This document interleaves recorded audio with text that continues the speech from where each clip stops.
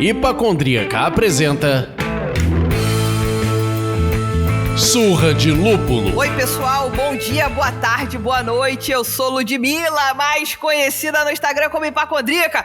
E a pergunta que pretendemos responder hoje é: quem tem medo de bruxas? Eu não tenho, e vocês? Para nos ajudar a conectar com as histórias das bruxas, Halloween, das cervejas, chamamos Berê Chiavegato, que é bióloga, doutora em botânica, curadora de museu, professora e produtora de conteúdo sobre mudança de país e vida na Itália e, para não deixar de citar essa pessoa, esposa do Sérgio Barra, o queridíssimo historiador, doutor da porra toda, profano Graal. Então, Berê, dá um alô pra galera, por favor. Olá, pessoas. E não, eu não tenho medo de bruxas, inclusive tenho várias amigas que são. Oh, que beleza! Ótimo, que maravilha. Eu também não tenho medo de bruxas e tenho amigas que são. E eu sou o Leandro, mas hoje vocês podem me chamar do Guardião das Bitters. Então tá, né? A gente, normalmente, numa lua normal, a gente conversa bebendo uma cerveja. Mas hoje não é esse caso, né? Como é que a gente tá por aqui? Você, Berê, você tá bebendo alguma coisa? Hoje só água. Ótimo. Que ela até o final do programa pode transformar em alguma coisa, hein, gente? Fiquem ligados. E você, Lud? Hoje o programa é a seco, tô bebendo uma aguinha maravilhosa aqui no nosso papo também, pra todo mundo tá sóbrio até o final pra ver a Berê fazer uma cerveja ou qualquer outra coisa da água que ela está bebendo lá na Itália, né, meus amigos? Por favor, guardião das bitters, o que você tá bebendo? Uma limonada, como dizem os meus filhos, uma limonation. Nossa, entendi. Tá bom.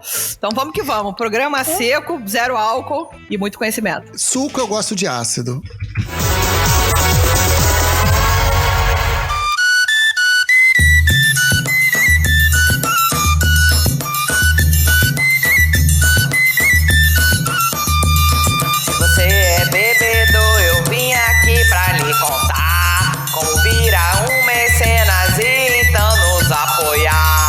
Se gosta de cerveja, vem me veja, por favor.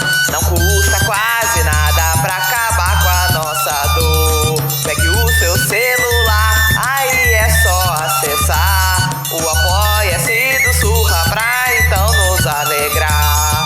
Dá lá o que vai ganhar e não vai amarelar. Então com muito amor, vire nosso apoiador. Então com muito amor, vire nosso apoiador. Então, com muito amor, vire nosso apoiador. Berê, pra gente começar esse programa, se apresenta um pouco pros nossos ouvintes e conta como é a sua produção de conteúdo, o seu trabalho, como você chegou no Profano. Bom, na verdade, o Profano é que chegou em mim, né? Se a gente for pensar friamente. Mas, o meu relacionamento com o Sérgio veio antes do Profano, então eu vi o Profano nascer. E sempre foi um pouco da nossa ideia juntar a história e juntar também um pouco dessa questão de mitologia, esse conhecimento um pouco mais ancestral e buscar um pouco esse lado mesmo histórico, mas voltado até para mitologia e também um pouco da interface com a botânica, que é a minha especialidade. Então, esses dois pontos são onde eu entro e apareço no Profano, né? Uhum. Sei lá, acho que 95% do trabalho é do Sérgio e 5% eu ajudo. Mas a parte de design, hoje em dia também eu tenho ajudado, criado algumas coisinhas para ele e tudo mais. Legal. E esse post dessa semana do Halloween foi todo meu. Muito bom. Então, pra gente relembrar a cabeça da galera aqui, qual foi o post de Halloween que você colocou, né? Tipo, você contou um pouco da origem do Halloween. Conta esse contexto, porque todo mundo fala de Halloween, mas de onde veio? Veio da América? Não veio da América? Como é que foi isso? Isso é bem legal, porque a gente acha que Halloween é essa festa que tem hoje nos Estados Unidos, de todo mundo fantasiado, né? Trick or treats, e a criançada, e come doce, etc. Só que esse é um costume milenar, então a gente pode botar aí de mais de 8.000 anos, que remete sim, pois é, que remete aos celtas e principalmente os celtas da região da Grã-Bretanha e bem especificamente ali da Irlanda.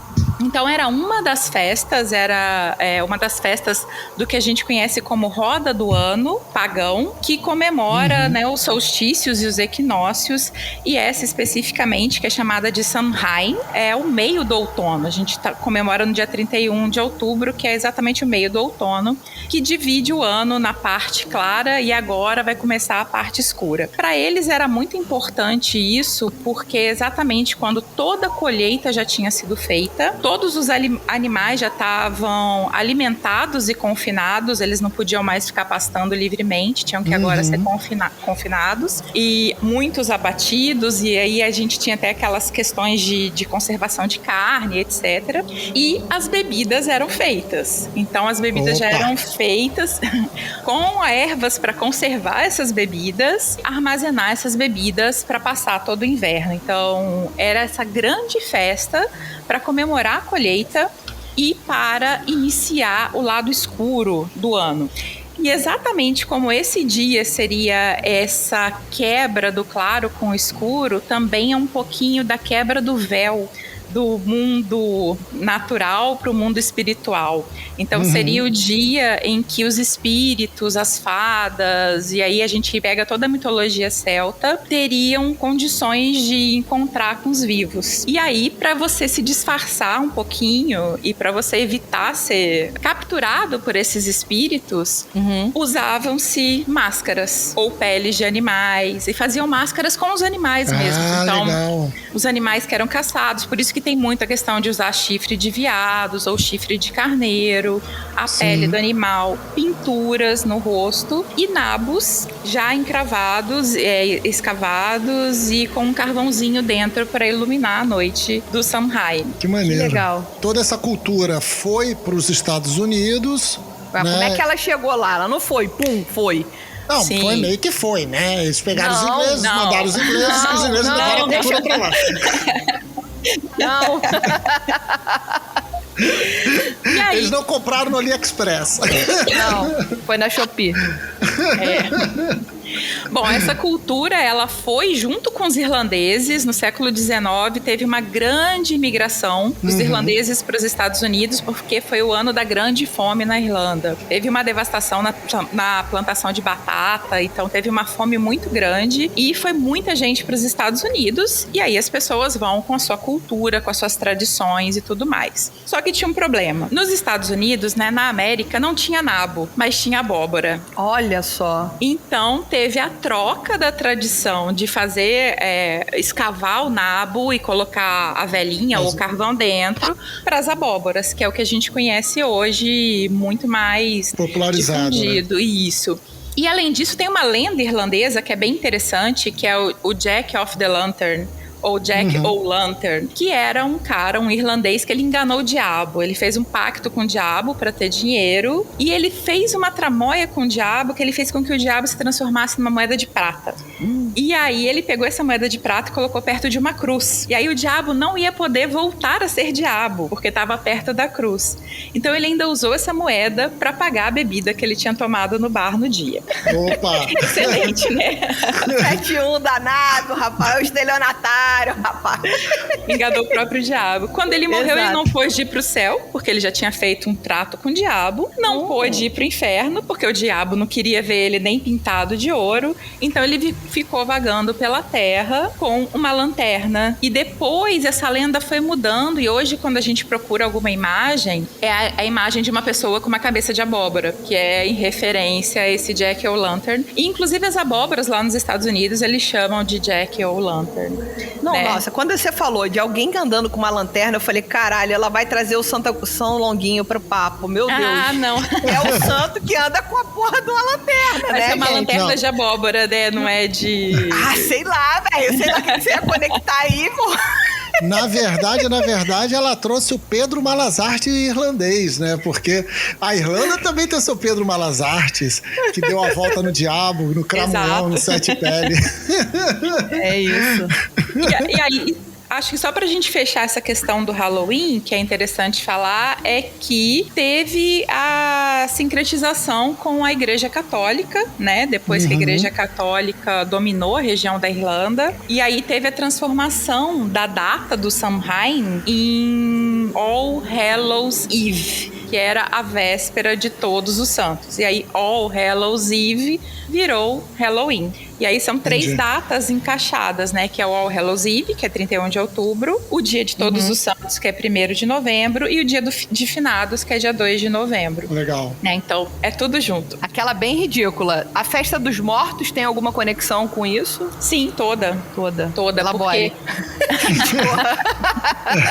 Vem tudo dessa mesma tradição, e aí já vem um pouco dessa questão católica. Você tá falando da festa dos mortos... do México, né? México, isso, é. Que é também, né, no dia 2 de novembro, isso.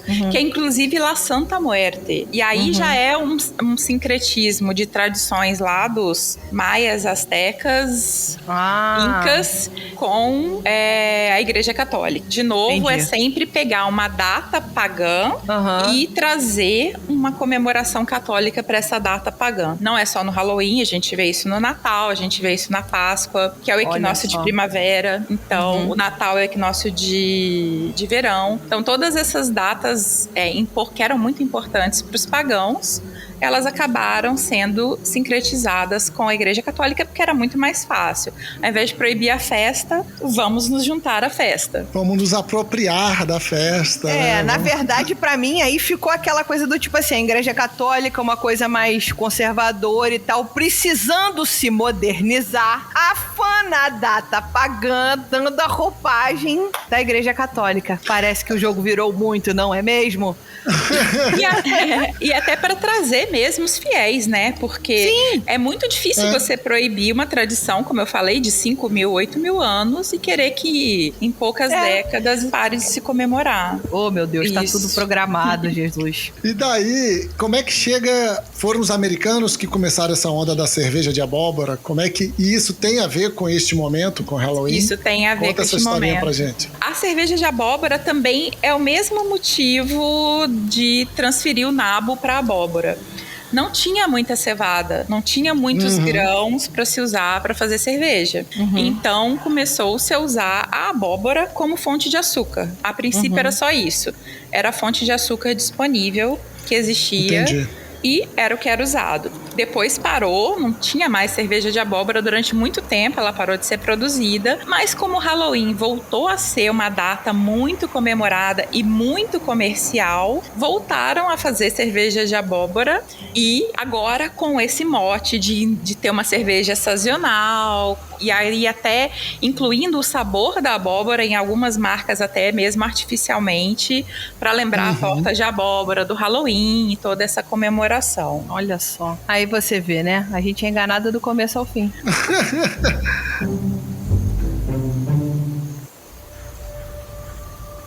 Eu queria que você contasse um pouco pra gente dessa, sei lá, dessa história da bruxaria, né? Bota nesse caldeirão aí, mas esse ingrediente, por favor. Eu acho que a gente pensar em bruxa, a gente sempre vai remeter àquela imagem da velhinha, né, de chapéu e vassoura e enrugada, né, e bem velhinha, meio Branca de Neve, e outras figuras que a gente tem no nosso imaginário. E aí é legal a gente tentar entender de onde veio essa imagem da mulher, principalmente como bruxa, e como que ela começou a ser construída. Normalmente a gente podia pensar, todo esse povo pagão aí que vocês estão falando lá, dos celtas, os vikings, blá blá blá, é tudo bruxa, né? Se é pagão, é bruxa. Essa ideia não veio dos pagãos. Nenhum pagão lá antigamente se chamou de bruxo e bruxa, porque sabia usar uma erva assim assado, curar uma doença, fazer uma festa em homenagem a um deus, a uma divindade, nem nada disso. Quem começou a chamar essas pessoas de bruxas, de novo, desculpa, a Igreja Católica. Olha, então, vão achar que você tá com implicância, hein? Pois é. Mas ela tá pertinho do Papa, depois ela vai lá e conversa com ele. O Papa é gente boa. Com ele. Papa Francisco. Esse papo é legal. Ele é de boa. E, na verdade, essa ideia de bruxaria, ela veio de todo o processo de Inquisição, que foram alguns séculos. Surgiu na Idade Média e foi até a Idade Moderna. Que, na verdade, a ideia da Igreja Católica era eliminar todas as heresias. E essas heresias, elas eram tudo aquilo que não entrava no dogma proposto pela Igreja Católica Apostólica Romana. Inclusive, outras práticas cristãs também eram consideradas heresias. Então começou com isso. Era essa questão da Inquisição. À medida que a Inquisição foi andando, foi crescendo e tomando um aspecto até político e de poder, algumas figuras e alguns arquétipos foram sendo criados para que tivesse sempre alguém a ser perseguido, tivesse sempre aquele mal maior, né, que a gente conhece muito bem essa história de ter um mal maior. Mesmo. Opa! Não sei o que tô falando. Para Bolsonaro. Qualquer paralelo com a atualidade é mera coincidência, ou não. Então, existia esse mal maior, e esse mal maior era voltado para essa figura da bruxa, que era uma figura que tinha um relacionamento com o diabo. E aí, relacionamento, eu tô falando, inclusive, íntimo e carnal, né? Para você ser bruxa, você tinha que realizar o famoso ósculo do bode. Dentre toda a ritualística que uma bruxa deveria fazer, além de assinar o próprio nome com sangue no livro do diabo e etc, etc, tinha essa história do ósculo do bode, que era beijar o ânus, né, do bode, que na verdade era o diabo. Então, entendi. Tem essa coisa aí também. E também o pobre do bode virou um bode expiatório, veio até daí, né? Olha, a figura só do bode também entrou toda essa questão de bruxaria. E aí as mulheres começaram a ser as mais perseguidas, e principalmente aquelas mulheres que não eram casadas, ou porque ainda não eram casadas, ou não queriam ser casadas, e as viúvas, né? Então era muito mais fácil, se você tinha que culpar alguém por algum mal que estava acontecendo, culpa aquela pessoa que não vai ter ninguém para defender.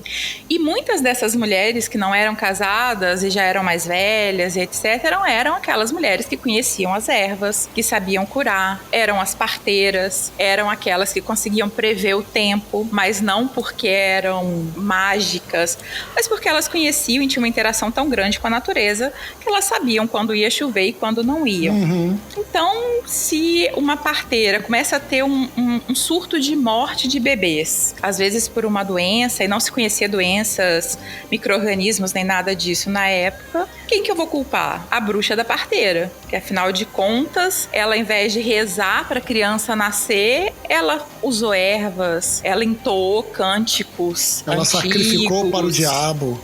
Por aí. Ou minha plantação morreu e eu tenho uma vizinha que é meio estranha e já é viúva, de quem que é a culpa da minha plantação ter morrido? É da bruxa.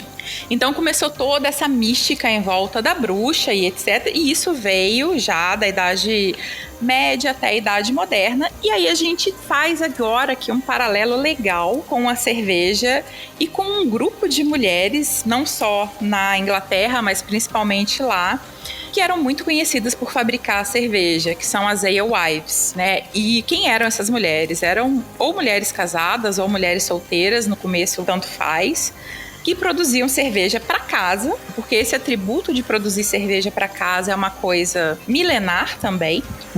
E a cerveja que sobrava, eu vou vender. Tá sobrando, vai estragar, não tinham métodos de conservação tão bons quanto hoje, então vamos vender.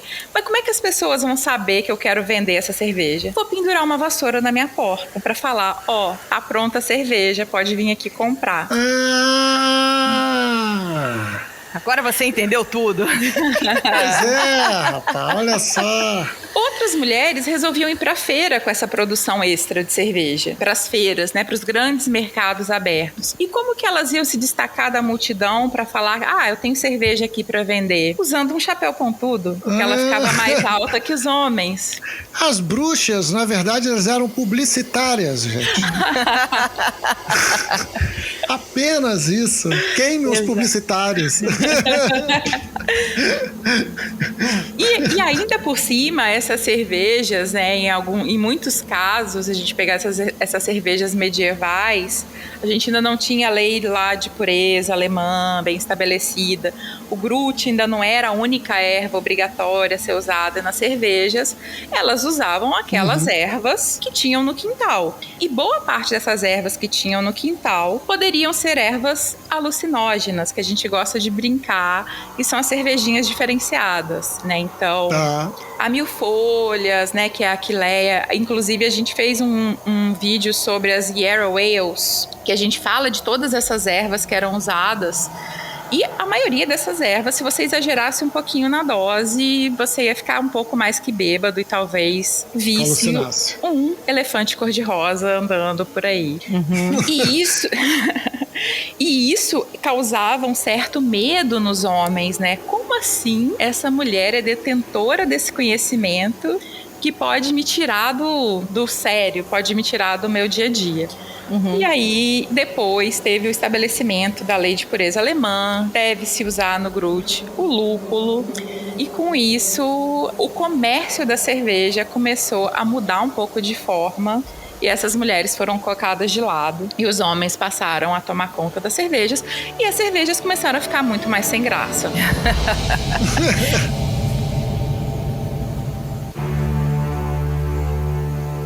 Eu fiz um post muito legal no começo de setembro para falar um pouco desses mitos, dessas histórias, né? Que como o Leandro falou, né? A gente tá falando que a cervejeira bruxa era meio que uma marqueteira, na verdade, né? Ela sabia meio como vender o peixe dela, no caso a cerveja, né? E aí outras simbologias que associaram a cervejeira ou a alewife com uma bruxa. Você falou a história do chapéu alto, que para elas se destacarem. Não tinha uma história do caldeirão também, para fazer o mosto, essa associação dessa grande panela, né? Gato tem alguma representação? Tipo, a história do gato afastar roedor, nada a ver, tudo a ver? Pode ser, porque para você fazer cerveja, você precisa de cevada ou algum outro cereal. E rato adora cereal. E os gatinhos... É verdade. Os gatinhos foram domesticados exatamente para isso, né? Para evitar que os ratos invadissem os silos e etc. Então, tem uma relação, sim. E ainda tem uma outra relação que a gente pode trazer mais para o lado místico, que é o que o pessoal chama de familiar, que é um animal que a bruxa tem. Isso também está lá no livro, né, dos inquisidores, que é o Maleus Maleficarum, o martelo das feiticeiras, que fala que toda bruxa tem o seu animal familiar. E ela, inclusive, vai ter no seu corpo, em algum lugar, um mamilo extra para alimentar esse familiar. Nossa Senhora. Então quando ia para a Inquisição, as mulheres eram inspecionadas detalhadamente, minuciosamente, para tentar achar uma pinta, uma verruga, qualquer coisinha. Gente, qualquer semelhança com a mamadeira de piroca não é mera coincidência. Cara, naquela época, um furúnculo, gente, qualquer coisa, né? Qualquer coisa. É muito que louco. Que loucura, cara. É muito louco a gente pegar, e pelo que você tá contando pra gente aqui, Berê, se a gente for fazer um pouquinho de trás pra frente, pegando essa história da bruxa pros celtas, como a gente conseguiu botar num grande caldeirão um monte de informação pra criar daí uma história. Sim. Então, Manuel Carlos que não nos ouça, senão a próxima bruxa vai se chamar Helena. Porque isso começou como uma tradição dos pagãos, ok, tudo bem, lá atrás, que produziam a sua bebida, fosse cerveja, fosse outra coisa. E aí ela foi exportada, demanda, tá passando a grande fome na Irlanda, vamos para os Estados Unidos, exporta essa ideia, cria o Halloween com uma junção da palavra, tipo o carioca fala... Eu estava em tal lugar, eu tava. Então foi assim que nasceu o Halloween também, pela explicação que a Berê passou pra gente, né? E aí, daí evolui pra questão da mulher começar a produzir cerveja e aí depois virar a bruxa, não é isso? Tipo, primeiro... É concomitante, essa ideia da cervejeira e da bruxa é uma coisa que aconteceu mais ou menos ao mesmo tempo, né? A Inquisição começa um pouquinho antes e vai até um pouquinho depois. Sim. Foram muitos séculos, né? E aí pega nesse meio do caminho, aí esse recorte bem ali na Inglaterra das alewives. Mas aí você vai ter, né, em Portugal, outras questões que vão levar as mulheres a serem denunciadas. Aqui na Itália, outras questões. Na Espanha, outra, e assim sucessivamente. Cada lugar com as suas características, né?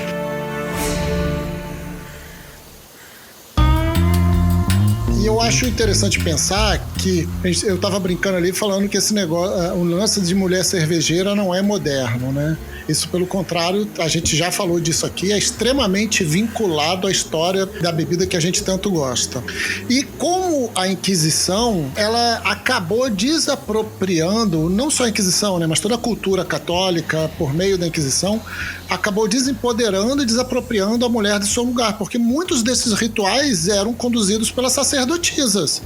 As representantes, as mulheres que conduziam os rituais de celebração. Então, as festas que mais tarde virou o nascimento de Jesus, antes era uma festa pagã conduzida por uma mulher. Sei lá, a Páscoa era uma festa pagã conduzida por uma mulher. E aí foram desapropriando as mulheres, não só do seu papel espiritual, do seu papel social de representar aquele momento importante para a sociedade, independente.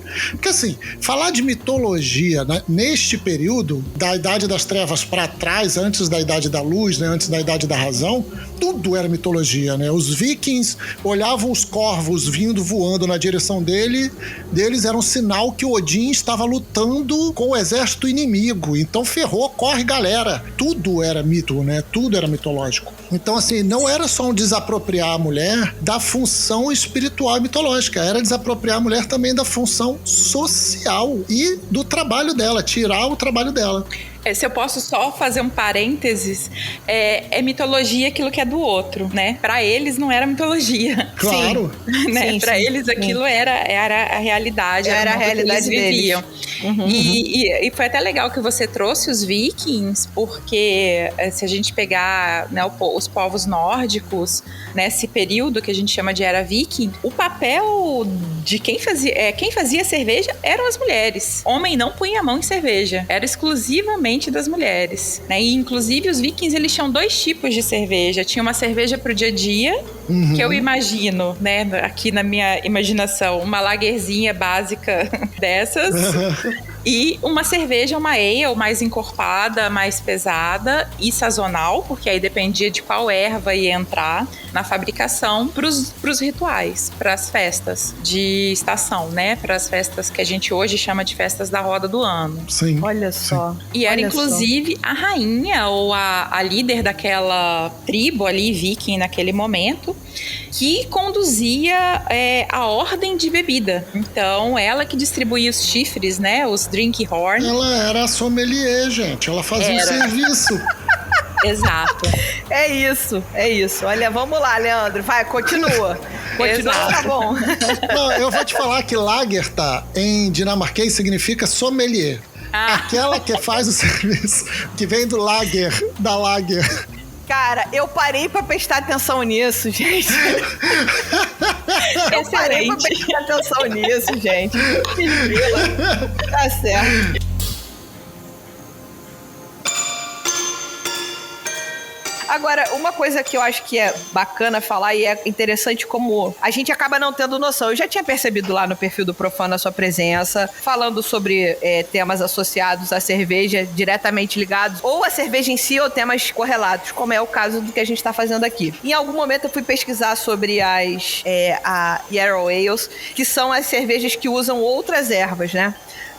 Eu tinha visto no perfil da Brewdog, se não me engano, eles tinham ido provar a Grut, acho que é 1000 folhas, talvez, para produzir uma Grut Beer. E aí eu fiquei muito curiosa com isso, e eu acho que é um assunto bacana pra gente trazer aqui, porque no final as cervejas, elas não... A gente já sabe lá da descoberta do lúpulo que aconteceu muito depois, por uma monja, etc. Mas a cerveja não deixou de ser produzida antes e tinha uma erva que ajudava no amargor, na conservação e outras propriedades que o lúpulo vem fazendo atualmente. E até medicinais, né? Porque aí a gente pode pensar e fazer um paralelo até com as garrafadas que a gente tem no Brasil, que levam álcool. Uhum. Se você conservar essas ervas medicinais no álcool, elas têm uma potência maior. Então, se você faz uma cerveja com uma erva que é também medicinal, ela vira um remédio, né? Ela vira uma medicina. Então tinha um pouco desse aspecto. E tinha um aspecto importante que acho que é legal que o Leandro trouxe, que é essa questão do papel espiritual. E que a fabricação da cerveja, se a gente pensar nesses povos antigos e pagãos, e de todas as bebidas, ela era parte desse processo espiritual, ela fazia parte do divino. Então, você fazer a cerveja, você colher a erva, escolher qual era aquela erva para aquele festival específico, passar todo o processo de fermentação e etc., devotar aquilo a um deus e ter a cerveja depois, e você bebe a cerveja também em homenagem a esse deus ou a essas divindades. Então, era sagrado. Todo o processo era sagrado e conduzido por mulheres. Então, acho que esse fechamento também é importante da gente pensar. Sim. Essas cervejas, né, essas Yarrow Ales, elas são, na verdade, estão sendo retomadas agora essa ideia de cervejas feitas com ervas diferentes do lúpulo. E esse gruit que era feito, ele variava muito de local para local, de período para período, e aí a gente vai ter 1 milhão de coisas diferentes que eram usadas para fazer cerveja. E uma das plantas mais usadas e mais difundidas, e que é uma planta muito comum aqui na Europa, que é a milfolhas, que é a Aquileia millefolium, que ela é uma plantinha medicinal, ela até hoje é usada como medicinal. E ela tem propriedades muito parecidas com o lúpulo, né? De conservação, de amargor. Só que ela não tem a variedade de lúpulos que a gente tem hoje, com milhões de aromas e etc. Mas ela era uma erva muito utilizada para dar sabor e conservar a cerveja. Ela era uma saída para quando a safra do lúpulo não era boa, ou quando não tinha produção de lúpulo na região? É anterior à produção de lúpulo. Entendi. Né? Essas cervejas eram feitas anteriormente. Pelo que eu entendi do que eu pesquisei brevemente, ela a gente ainda não tinha entendido o lúpulo como o lúpulo é entendido hoje. Ele existia de alguma maneira, mas a gente não tinha entendido ele dessa maneira e ele era usado. Assim como nas produções muito atuais, já teve gente, eu já bebi uma cerveja que tinha lúpulo, mas tinha giló. A gente falou com outro cervejeiro aqui que falou que já fez cerveja amarga com mate, aquele mate que a galera toma no chimarrão, também para poder trazer esse amargor, essa sensação. Então, eu acho que era tipo uma substituta, mas você tava falando, eu te interrompi, desculpa. Não, mas é isso. O lúpulo era mais uma das várias ervas que poderiam ser usadas.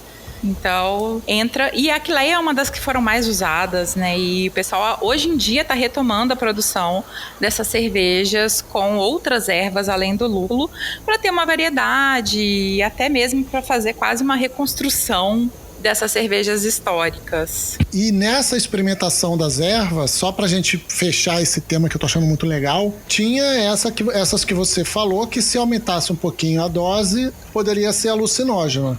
E isso em rituais é muito bem-vindo. Sim. Porque tu vê o espírito de Antônio Jacinto, tu vê todo mundo que tu tinha que ver ali, né? Se a gente for caminhar por esse lugar, a gente vai chegar na... Eu vou falar errado. É o Ayahuasca? Ayahuasca? Sim, é o mesmo paralelo. A diferença é que a Ayahuasca é brasileirinha, né? São duas plantas brasileiras. Mas as plantas daqui também são bem conhecidas. A própria Belladonna, não sei se vocês já ouviram falar nessa plantinha. Não. Então a Belladonna, ela é... No Brasil, talvez o pessoal conheça como trombeta. Ela é uma plantinha assim, que se você dormir embaixo dela, você pode morrer. Você pode morrer porque ela é tóxica, porque ela é alucinógena. Exato. Do barato à morte depende da dose que você usa. É assim. A Belladonna era uma planta que era usada muito na fabricação de cerveja, e ela é uma planta muito utilizada em rituais, inclusive hoje em dia. Tem um baratinho que o pessoal gosta de fazer que chama unguento de bruxa ou unguento de voo. Tem vários nomes, que é uma pomada que você usa em rituais de bruxaria, que é exatamente para você ter sonhos lúcidos ou para ter viagens astrais, etc. Que são várias plantinhas que podem entrar nesse unguento, mas uma das principais é exatamente a beladona. Eu achei maravilhoso, porque esse papo ele começou meio assim, né? Vamos lá, pagão, igreja, não sei o quê. Daqui a pouco chegou nas trombetas do apocalipse, meu Deus do céu. Queria agradecer demais a presença da Berê com a gente aqui. Assim, acho que é o primeiro programa que a gente grava num dia para ir ao ar daqui a 2 dias. Tamanha importância que a gente entendeu desse programa para esse momento. Então, muito obrigada por estar aqui com a gente. A gente sabe desse fuso horário insano que vivemos hoje. E esperamos tê-la aqui para contar mais histórias, de repente junto com o seu senhor, seu esposo, profano Graal, Sérgio Barra. Eu que agradeço o convite. Se vocês quiserem conversar mais sobre plantas alucinógenas ou cervejinhas diferenciadas, é isso aí. Estou super disponível. Maravilhoso. Que ótimo, melhor convite. Obrigado, Berê. Obrigado por todo esse papo delicioso. Obrigado por essa recomendação e convite final. Eu quero. E o programa acaba aqui só pra quem não é mecenas do Surra de Lúpulo, porque pra quem é mecenas, a gente vai fazer mais uma perguntinha pra Berê. Você imagina, se as perguntas que vocês ouviram foram essas, imagina o que não vem no pós-papo, meus amigos. Então, muito obrigada. Vamos que vamos.